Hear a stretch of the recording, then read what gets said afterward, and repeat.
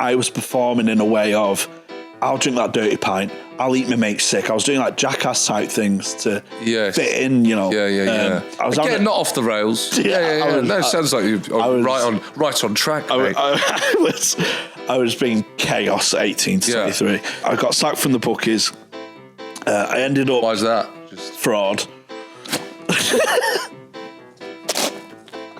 That is not what I thought was coming. Yeah, I was changing losing slips to winning ones because I was in the midst of a gambling addiction.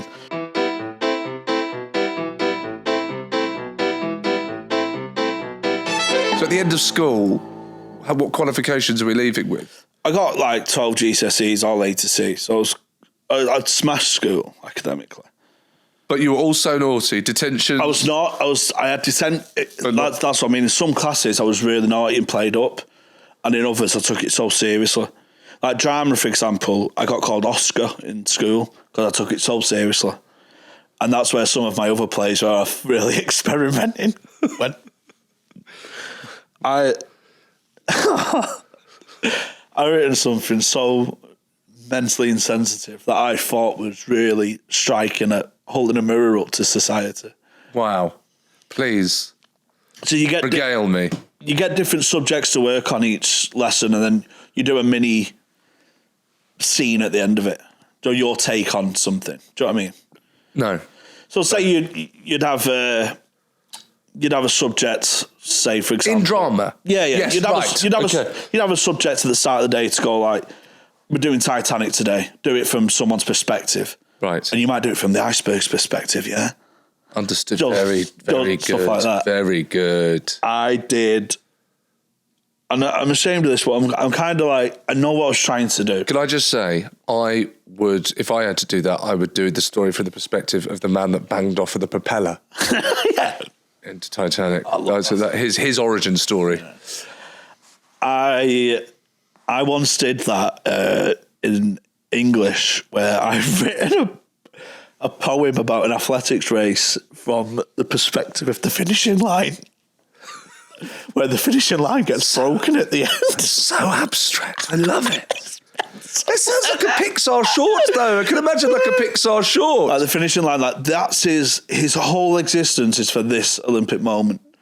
To be cut through. And to achieve, he has to break. Yeah. That's what I was trying to get. I love it. I love it. But what was the play? What was the play? You're going to tell me. So there's a couple of plays. One's light-hearted, one's not. But I have to stress I wasn't taking this unserious. I genuinely thought I was making a good satirical point. I think we've got to know you enough that we believe you. So don't worry. This is a safe. I'm going to say it. This is a safe space. How old are you? 34.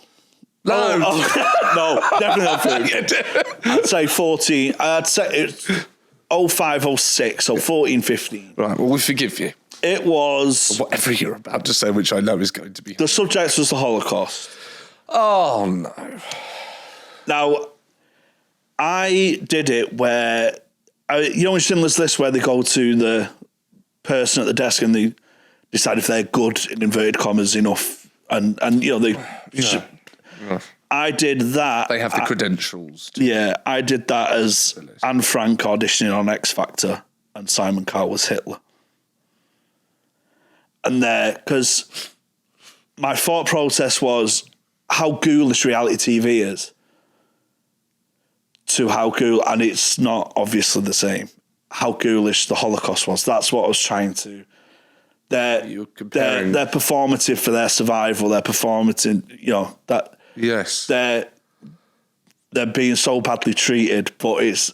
In my head, I was like, this is holding a mirror up to how ghoulish reality TV is, and the comparison was way too far the other way. Perhaps. But in my head, I thought, this is like a modern twist on the Holocaust, but it doesn't really need it. But do you know what? I would love... Did you perform? This was performed? This was performed, yeah. I was Simon Cowell. I played Simon Cowell as playing Hitler. How did that go down? He was just like, look, Anne, you're not hitting the right notes for me, and you have to go off. Okay, right. So I know it's awful, but it was from a.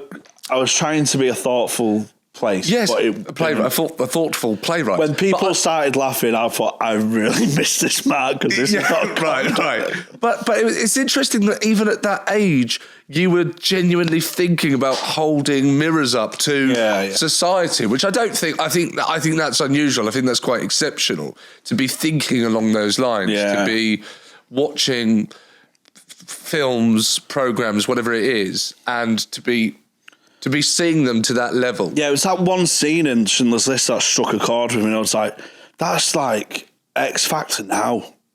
But in a, like that wanky teenage phase. Yeah, man. And, I obviously didn't know what I was talking about, but that's how I saw it at the time.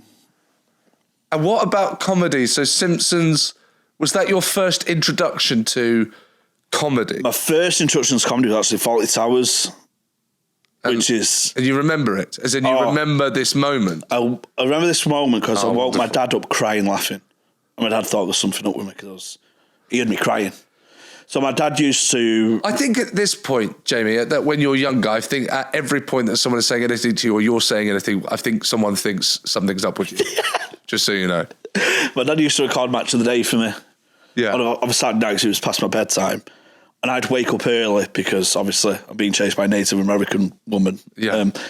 So I'd wake up early, put Match of the Day from the video, and I put the wrong video in or something, and Fawlty Towers was on. So I was watching, waiting for it to finish. Oh, what's this shit? Waiting for it to finish. Yeah. And it's when Basil puts two hats on his head. Yeah. Yeah. Crying. Laughing. Yeah. My dad come down, what's up? I've seen this show at an hotel. And we had them all on tape and I watched them all. So I was obsessed with Fawlty Towers from very, very early age. And did your dad watch that with you? Yeah, when you discovered it? Yeah, he was like, I had a bit of a pride that I'd got the jokes and stuff. Yeah. A wonderful moment. Yeah. Right, so we're now at secondary school. You've written several new episodes of The Simpsons. You've written several plays, some of which have gone down well, some of which have been perhaps misunderstood. Yeah, Mesmerised. That went down all right. What was Mesmerised? That was a love story of Ja Rule and Ashanti. Okay. And I played Nelly. Right. Because at the time, Ja Rule and Ashanti had a couple of duets. Yeah, Ja Rule, I remember him. I'm real. Yeah. Always there when you call. And the first scene, always on time. And the first scene was Ja Rule being late for a date. And just like, I thought he was on time. No, a little Easter egg there for everyone. A little Easter egg for the Jerulians. Yeah. So how does comedy come into your life through secondary school? Do you leave it? Do you kind of leave it behind whilst you misbehave, or is it? I'm performing every week in the drama class, and I've always got a comedic element in the play that I do every week. I say a play; it's like a one scene thing. Sure. And then I've written my drama exam play, A Suspicious Suicide. Someone killed themselves, or did they? And that had little moments of comedy in. Again, dark. Yeah. Dark. Seems to be a theme. Yeah, there was little glimmers of... It was like where the play takes place at a funeral of a guy who's committed suicide. Or has he? And the 5 protagonists who all knew him, the play is each flashback to their last argument because they all blame themselves. Oh, so this is a great idea. Yeah, so it's like the brother, they argued over a business, they argued over, an inheritance thing. Yeah. The ex-wife, the new wife, the daughter feels shoved out, and the business partner. And there's all like the last argument, and they're all like torturing themselves. I pushed him to the edge. And then the last scene is, so... from a production point of view, we're all sat in chairs. Very drama play. It's very GCSE drama. Yeah, we're all sat in chairs. Again, you don't have to defend it. Oh no. Yeah. This is exceptional from you. And you're going, it was a bit embarrassing. We had to line up the chairs. It's phenomenal. It was all 5 chairs representing our 5 houses or 5 rooms, whatever. Right. And we're all quite morose. And then we get a letter through the door where the front row throw a letter to us to indicate it's come through a letterbox. A letter from beyond the grave. And we read it. It's an identical letter sent. It's been dated, so sent after his death. I just want to write to all of you because, each one of you has contributed, blah, blah, blah, And we'd do 2 lines each. Yeah. So the ex-wife would say 2 lines and the new wife would continue and the daughter. And then the last line we all say in unison, but the person who drove me to my death most was... And then the EastEnders theme tune played. And it's up to the audience to decide. And then I had people went, was it the sister? Was it the sister? And, you're like Nolan. Yeah. You're like Nolan with DiCaprio spinning the thing. Was it a dream or was he awake? Don't know. We'll have to find out. Don't know. It's up to you. It's up to you to interpret it. It's interesting that Fawlty Towers was you'd found a tape of an old comedy, but you said you're 34 now. So what was going on around you in comedy as you were growing up? Peep Show, maybe. That's quite late on, no? Have I got that wrong? It's quite late on. Teens, yeah, 04. Okay. So are you kind of post office? Yeah, That didn't have the impact on you like it did with... No, but I watched it very early. I'd come across it as a teenager. I didn't really know if it was a documentary or a mockumentary. Yeah, okay. But I loved The Office from quite early. I loved Extras. I know Only Fools and Horses off by heart. It's it's almost like the flagship of working class comedy. Yeah. Only Fools. Was there something in that you identified with it more in particular? Yeah, because my uncles were sort of lovable rogues. Yeah. I loved obviously Del Boy in it. It reminded me of because I did quite well with plays about essays about Dickens. And I always associated Del with like a lovable, like Magwitch and, like Fagin a little bit, like a lovable roguish character who's looking after not a son, but someone who he sees as a son. Like Fagin looks after Oliver and Magwitch and Pip, that sort of. They're not quite father and son, there's a father and son relationship there. Did you relate to that particular, looking back, I'm sure you did, maybe you did at the time, but do you relate to that particular dynamic yourself? Yeah, well, especially Dickens, because I fantasize all the time now. Still, yeah. Always. And in 90% of my fantasies, I'm an orphan. Oh, wow. I'm a 16-year-old orphan. So I'll be a 16-year-old orphan who will go on Britain's Got Talent and I've written Hey Jude. And I've brought my own little song and I've written Imagine or Hey Jude or, Bohemian Rhapsody, or, these iconic songs. I'll go in my head and imagine if I'd written that as a 16-year-old. Or I'll be, and then Simon will go, oh, you must be, Simon. Your parents must be really proud. And I'm like, I'm actually an orphan. And one of my other fantasies is Dragon's Den, where I go on as a 16-year-old and I'm an orphan. And they've invented the transmate. The what, sorry? The transmate. It's a device where you can speak into it and then it speaks Spanish to a person. Oh, yeah. So this is pre-Google AI. Okay. This was years ago I had this fantasy. Yeah. Where I was an orphan who was in an orphanage and I had a pen pal who was from a Spanish orphanage. The Orphanilla. And... we used to write together, but I'd always try and find a translator because he'd write in Spanish, he'd write in English. Then I grow up to be a genius in my high school years, and I invent a device that can translate any language. And I go on Dragon's Den to pitch it, and Peter Jones is crying, and they were, your parents not here, they must be so proud. I go, my parents are dead, and he gives me like $100,000 for 15% of that, and change the world. What did you think why the orphan thing? No idea, but I have an orphan fetish. You had an orphan fetish. You had a lot of. another family move in with you, and probably something. Yeah, there. I was sort of. I was on the outskirts a little bit, so I always felt like I was on my own. Not in that really depressing way, but I enjoyed it. I was on my own with my own games. I was like, this is my own world. It's only me in this world. Yeah. That's why I associate with it. And stand-up, of course, stand-up is only you. Yeah. And you were, what did you say, Peep Show? You were watching sitcoms. What I want to know is, we've seen that you were writing Simpsons plays, that you wanted to continue performing in front of other young people when you were young.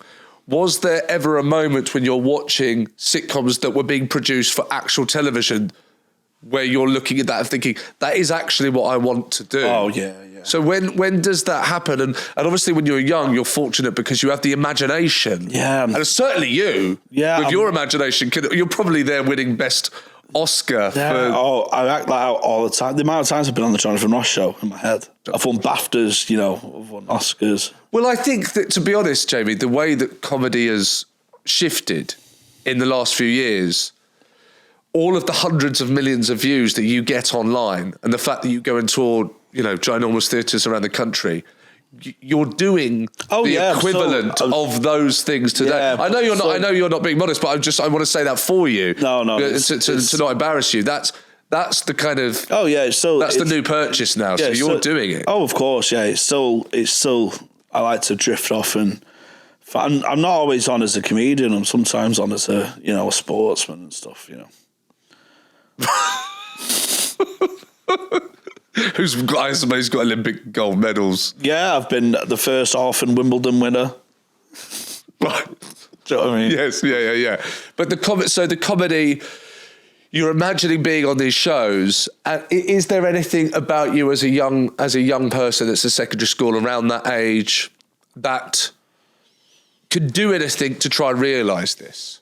Because we know you do. Obviously, we know you do. But where do you start dreaming about that? And obviously, does fame come into it? Because fame is that consequence of success when you do comedy acting, when you do some sort of entertainment. Yeah, I had a confidence boost when someone came in from pretty prestigious drama school in the Northwest, and she watched me in a lesson basically. Yeah.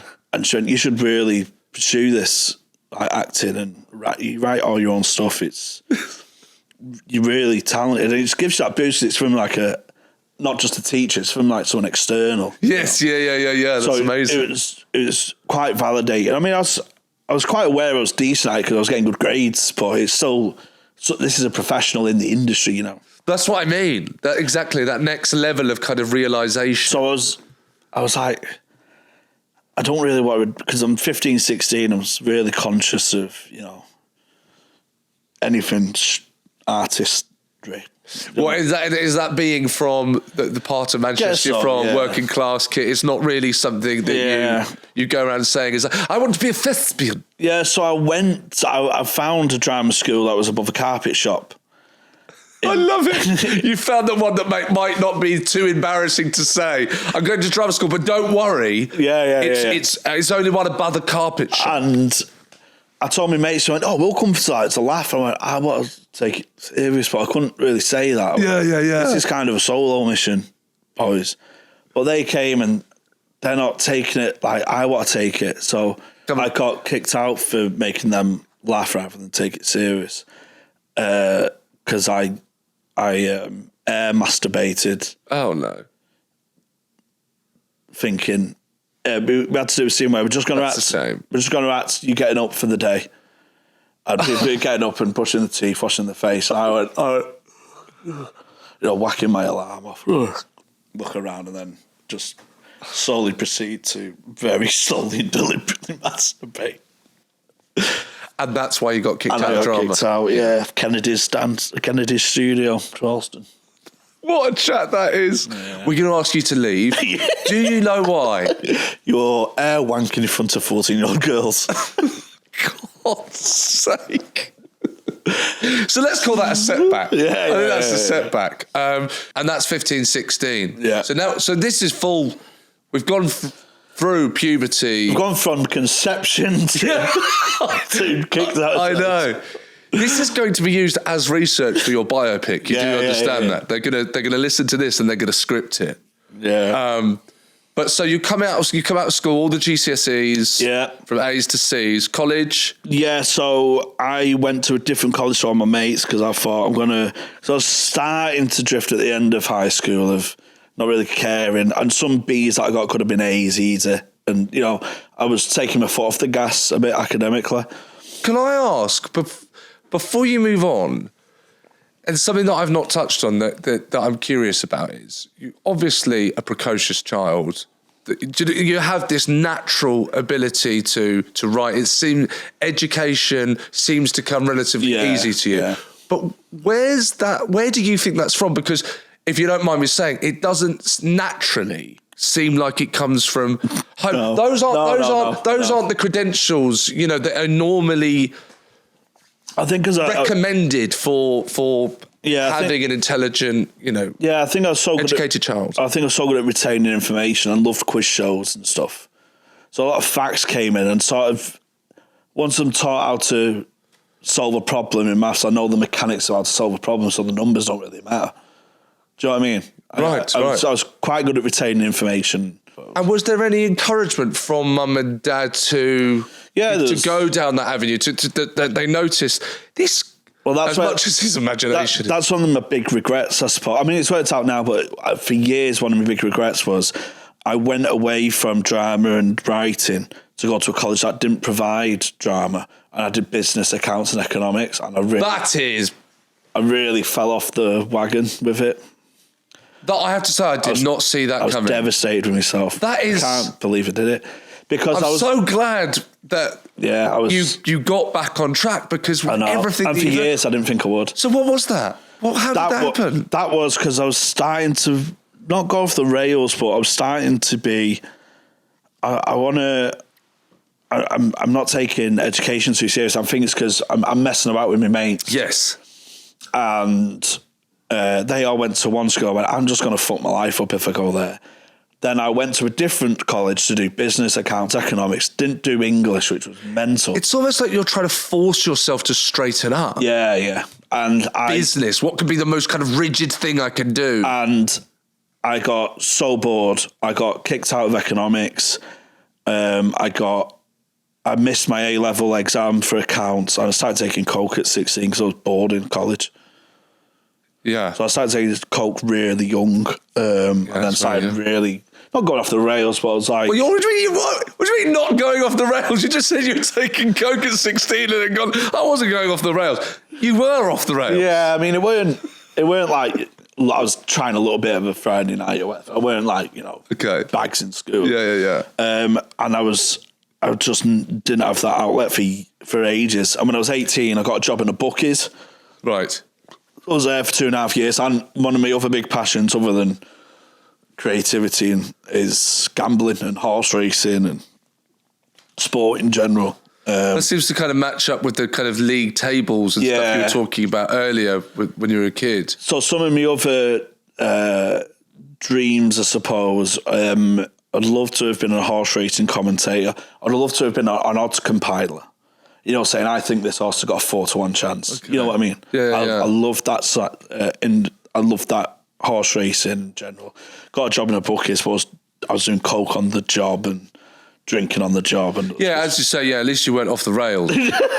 No, this was at 18, 19 now, so I was well bedded in. Okay. And I always thought I really needed to do stand-up. You did always think that? And I did stand-up, should I say, when I was 9 or 10 in a talent contest. So I'd done a stand-up gig before. So I knew I wanted to be a stand-up, not just a writer. I knew I wanted to be a stand-up. Because I'd watched, Peter Kay live at the top of the tower in 2000. With the family? Oh, yeah, on video. Yeah, with the family. Was that something you all sat around and laughed at together? A little bit, but I thought I was enjoying it on a more deeper level, because at the end of Top of the Tower, where he goes, it's spitting. It's spitting! The callback, I thought, have you just seen what he's done there? He's just from before. And I was amazed by the first time I seen a callback. And then I was incorporating callbacks into all my work then. I mean, my work, my drama stuff. I think it is. I think it is your work. So when I was off the creativity scale in working life, and I was drinking a lot and taking drugs a lot, going out a lot. I was having the time of my life, by the way. This is not a depressing time. It was a great time. But deep down, I was like, I really need to try stand-up. But then, by 18 to 23, I was performing in a way of, I'll drink that dirty pint, I'll eat my mate sick. I was doing like jackass type things to fit in, you know. Yeah. So I was again, not off the rails. Drinking your friend's vomit. No, sounds like you're right on track, mate. I was being chaos at 18 to 23. And I got sacked from the Bookies. I ended up... Why is that? Just fraud.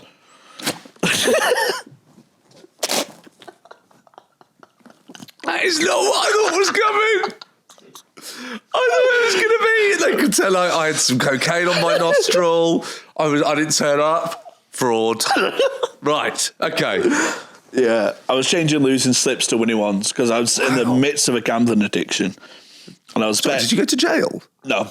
They took pity on me because I was addicted. They met you. And they sort of, the environment I was in was obviously not good for a gambling addict. Yeah. Stuff. So they took pity on me, obviously sacked and stuff. Oh, thank God. Bless them. And they went through the CCTV because when they caught me, they seen it on an audit and they had to check the cameras and they seen me do lines of coke off the desk and drinking vodka and stuff like that. So I was well sacked.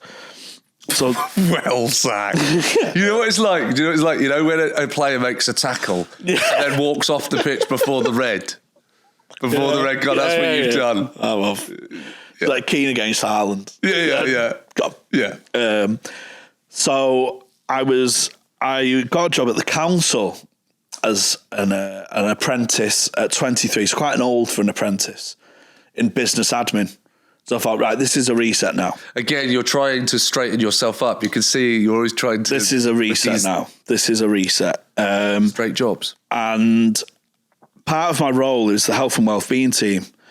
And part of my role was to send this email leaflet of groups that are happening within the same side area. So say there's like Pilates for over 50s in Denton on a Tuesday. I had to just send that to loads of community groups. So I was in charge of the newsletter. So I gathered an outlet to write again. So I went, can I just make this my own? And then the community groups was again the external praise of these are brilliant. Because there was always dead dry. Pilates Tuesday over £54.50. But I was like doing like JML adverts for it in written form. Like, want to get your back straight? Get to Donna's Denton's Pilates and stuff like that. Right. But I was really enjoying it. And then I was reading Tameside Reporter and they had a poetry corner. So I started writing in poems to the paper. I was getting a poetry corner every week. Right. And I was like, this is spring 2014 and November 2014 I did my first gig. And I was writing these comedy poems, getting poetry corner, and Anna from Tameside Reporter went, these are so good. And I really found my confidence in writing again. And I went, I'm gonna start stand-up. And just before I started stand-up, when I was really thinking about it, a girl I was infatuated with, Amy Carroll Mark II, started going out with one of my best friends at the time. And I was heartbroken by it. Oh. No fault, it's fine. I was heartbroken by it, and I was kind of ostracised from the friendship group a little bit, just because of how awkward it was, because everyone knew how much I was in love with her. Yes, of course. And they was like not wanting to rub me in my face, and it's like, oh, we're not the same. We've not got the same banter and laughs. So I was kind of ostracised from the friendship group. So then I was left on my own again, and I was really into coke and drinking. But I had that spark of, when I was in them poetry corners every week, every month, whatever it was, I found writing again, because that got me writing again. So I thought, I'm going to go and watch an open mic night because I thought I've never been to live comedy before. Yeah. I've only watched. Yeah. I was necking pints of sick and shit. Do you know what I mean? So I'm going to go to an open mic comedy night on my own just to watch it. Because in my head, stand-up is you're straight away Jason Manford at the Apollo 2005. You're straight away Peter Kay at the Tower 2000. Yeah. So you're growing up with, at this point, Live at the Apollo is going on around you. So stars are being made of Manford. Oh my God. McIntyre. And Dara real boom of... Yeah, the boom. Yeah. 2008 boom. So I'm loving stand-up. Like DVDs. Yeah. I had every year at Christmas, it was, instead of link sets, it was DVDs I was getting. Yeah. So I was stinking but having a laugh. And you don't want to throw away that tramp title, do you? No. And I went down because I thought I just don't want to be the worst on the night. I just don't want to be the worst. And then I went and it was like, I thought it's all going to be like Jason Manford's level and Kevin Bridges' level and Jack D level.